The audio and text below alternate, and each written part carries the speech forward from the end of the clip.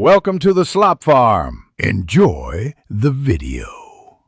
You start by making the fabric softener solution and protecting the room.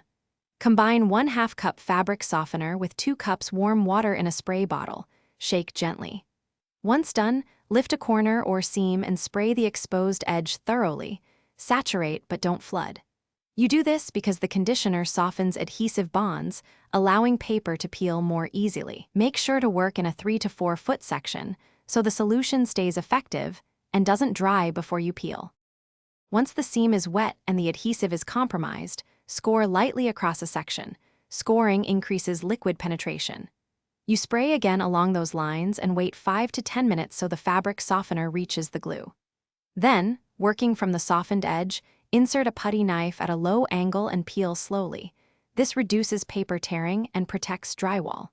If the paper resists, reapply the solution and give it more time. Patience prevents gouging and keeps the wall intact. You finish by cleaning residue and inspecting the wall for damage.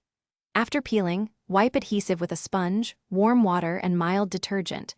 Repeat until tackiness stops. Once dry, sand rough spots lightly and apply joint compound to any gouges. Prime before painting.